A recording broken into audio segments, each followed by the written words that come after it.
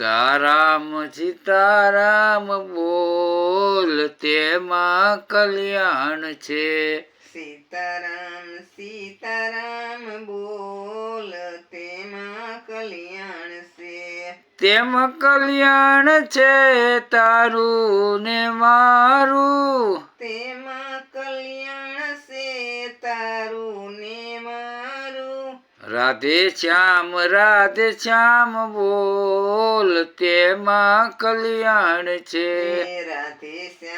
રાધે શ્યામ બોલ તેમાં કલ્યાણ છે.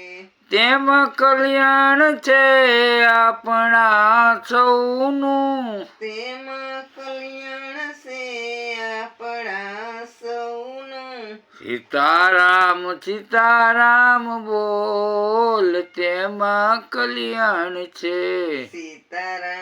સીતારામ બોલ તેમાં કલ્યાણ છે.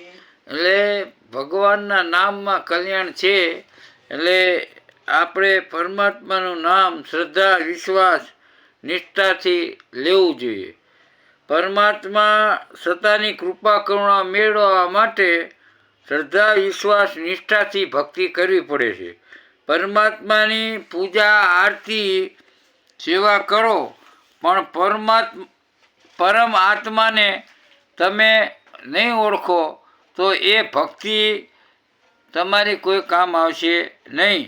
બીજાના દોષ જોવાનું તમારે ત્યાગી દેવાનું ભક્તિ કરી હોય તો, અને પોતાના દોષ જોઈ એને દૂર કરવા પ્રયત્ન કરવાથી સાચી ભક્તિ થાય છે.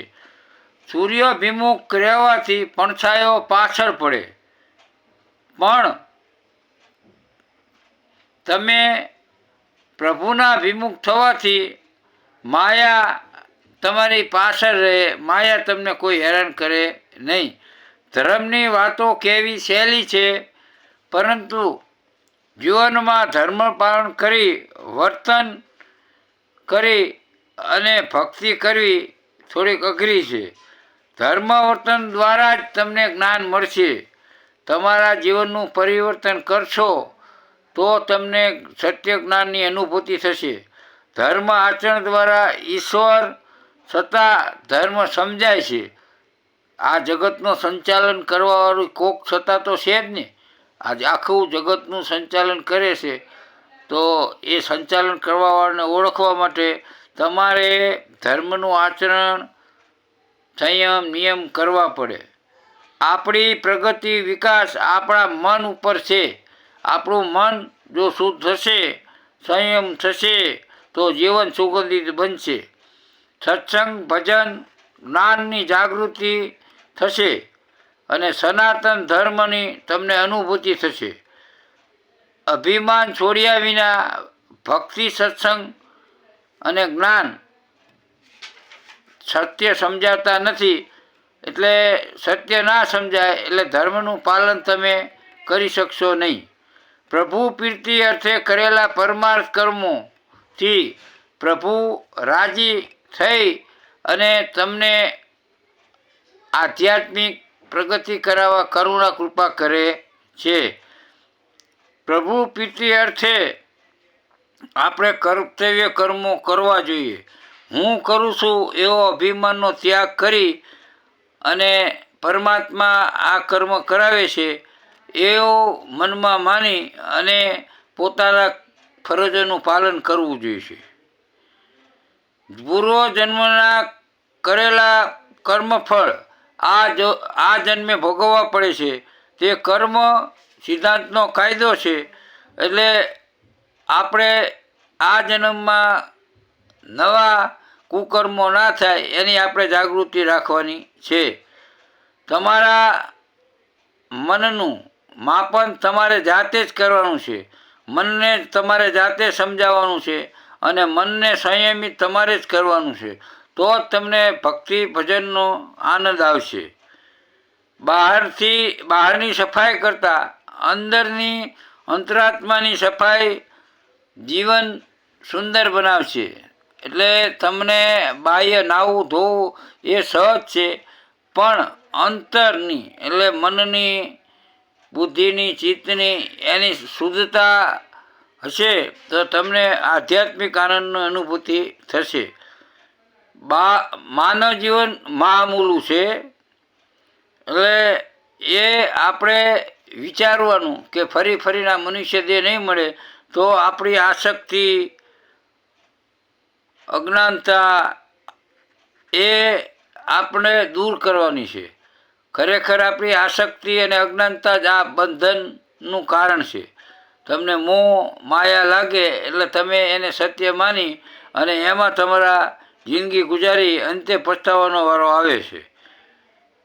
સંસાર તાપથી બચવા તમારે હરિભજન સત્સંગના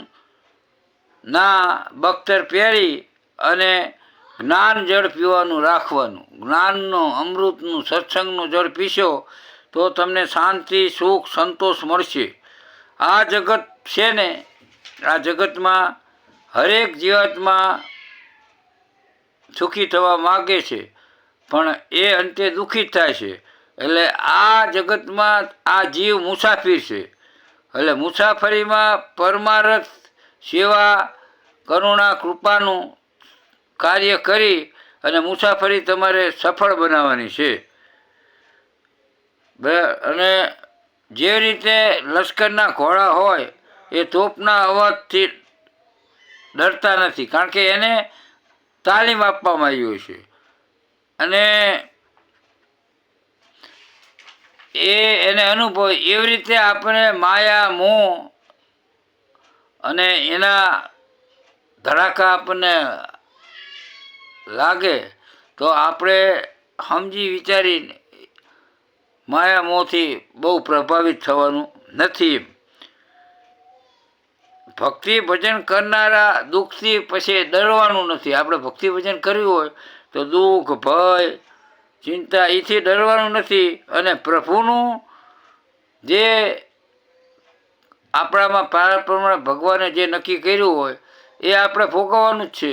અને પરમાત્માના થઈ અને ભોગવટો કરી લેવાનો.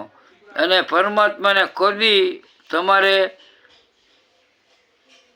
તિરસ્કારવાના નથી કે પરમાત્માને દોષ નથી આપવાનો, કારણ કે તમારા પૂર્વ કરેલા કર્મને આધારે તમને સુખ દુઃખ મળે છે.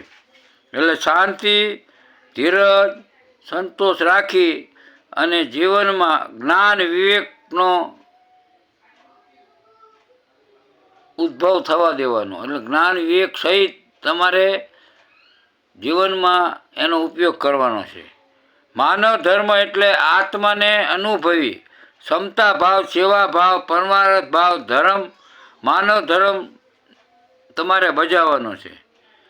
તમારે બીજું કંઈ ના કરો તો કંઈ નહીં, પણ સ્વયં તમે આનંદમાં રહો અને બીજાને આનંદ આપો, એ તમારો મહાન ધર્મ છે. અને આનંદ એ જ ઈશ્વરનું સ્વરૂપ છે. એટલે હરિની નજરમાં દરેક જીવ સરખા છે. જે જીવ ધર્મ ભક્તિ કરે એના પર પ્રભુ બહુ જ રાજી થાય છે. એટલે તમારે જીવનમાં ભક્તિ, ભજન, ધ્યાન, સત્સંગ આ અમૂલ્ય અવસર ચૂકવો નહીં.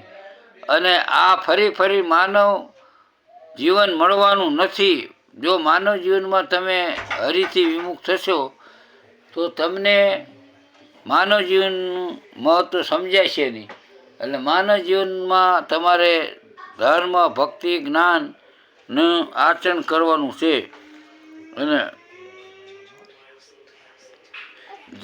જેમ હોકાયંત્ર સાગરમાં દિશા બતાવે છે તેમ ભક્તિ જ્ઞાનમાં શ્રદ્ધા યંત્ર જીવને સત્ય માર્ગ બતાવે છે. તમારી જો શ્રદ્ધા સત્ય હશે તો જેમ સમુદ્રમાં સાગર પુત્રોને હોકાયંત્ર દિશા બતાવે એવી રીતે તમારે શ્રદ્ધા તમારી હશે દ્રઢ તો તમને સત્ય માર્ગ મળી જશે.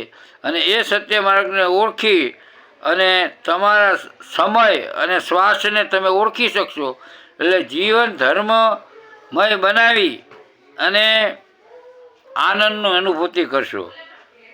અક્ષર જ્ઞાન વિના ચોપડી તમે વાંચી શકાય નહીં, તેમ અંતકરણમાં ધર્મ જ્ઞાન સમજ્યા વિના તમે ભક્તિ, સત્સંગ, પરમાર્થ સમજાય નહીં, એનું મહત્ત્વ ના સમજાય.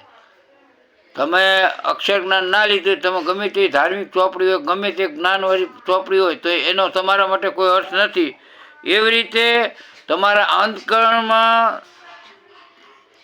ધર્મ જ્ઞાન નહીં સમજો, તમને ધર્મ, મર્યાદા, હરિનું માધ્યમ, ઈશ્વરની સત્તા અને આત્મા શું છે, પરમાત્મા શું છે, જીવ જગત અને જગદીશને ઓળખશો ને એ સમજ્યા વિના ભક્તિ, સત્સંગ અને પરમાર્થ તમને સમજાય છે નહીં. એટલે ધર્મ જ્ઞાન વિના પોતાના અવગુણ પણ દેખાતા નથી. તમારામાં ધર્મ જ્ઞાન ના હોય, ભક્તિ જ્ઞાન ના હોય તો પોતાના દુર્ગુણો પણ તમે દેખાતા નથી. એટલે મનુષ્ય જન્મ મળ્યો છે તો ઈશ્વર ભજન કરવા માટે જ મળ્યો છે.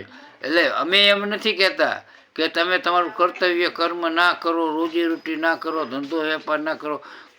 ધર્મ કરવાનો સાથે કર્મ પણ કરવાનું. તમારું કર્તવ્ય કર્મ છે એ તમારે ફરજ બજાવવાની છે. તમે પરિવારવાળા છો, કુટુંબ કબીલાવાળા છો, તો તમારી ફરજમાં જે જે આવે એ તમારે પ્રેમથી ફરજ બજાવવાની છે.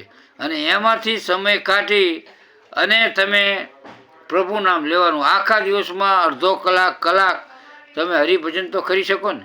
તો એના માટે જેમ તમારો સમય નક્કી હોય એવી રીતે આને સમય નક્કી કરો કે ભાઈ રાત્રે, સાંજે કે સવારે અડધો કલાક, કલાક હું હરિભજન કરવા બેસીશ.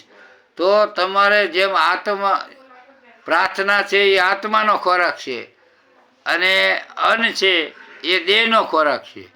એટલે દેહને પાલન પોષણ માટે અન્ન આપવું જ પડે. એવી રીતે તમારા જીવન ચલાવવા માટે તમારે કર્તવ્ય કર્મ તો કરવા જ પડે. કર્તવ્ય કર્મ છોડી અને તમે ત્યાગી થઈ જશો તો ત્યાગથી કંઈ મળવાનું નથી. સમજ્યા વગરનો ત્યાગ છે ને એ અધોગતિ કરાવે. એટલે સંસાર જગતનો કે કુટુંબ પરિવારનો ત્યાગ કરી અને તમે જંગલમાં જતા રહો, ઝૂંપડી બનાવી રહો, એથી તમને શાંતિ નહીં મળે. કારણ કે ઘરવાળા બધા દુઃખી થઈ જાય. તમારી જે ફરજ તમે ચૂક્યા, એટલે ક્યાંય શાસ્ત્રમાં એવું નથી કીધું કે તમારું કર્તવ્ય કર્મ મૂકી તમારી ફરજ ચૂકી અને ઈશ્વર ભજન કરો. પહેલાં તમારી જે સંસારિક જે તમારી જવાબદારી હોય પૂર્ણ કરો અને પૂર્ણ કરી અને પછી હરિભજનમાં કરવાનું છે. અને ચાલુ સંસારમાં જો ગૃહસ્થાશ્રમ ઉત્તમમાં ઉત્તમ ગૃહસ્થાશ્રમ છે, એ આશ્રમ ઊંચામાં ઊંચો છે. સંન્યાસી બને તો સંન્યાસીને પણ એમાંય બધું સુખ દુઃખ તો હોય જ છે. પણ સંસારી દ્વારા સંન્યાસી કે બધા આશ્રમો કે બધા સાધુ લોકો, સંસારના લોકો ઉપર જ બધું આ અર્થવ્યવસ્થા ચાલી રહી છે. એટલે હરિભજન કરવા માટે આપણું અંતકરણ શુદ્ધ રાખવાનું.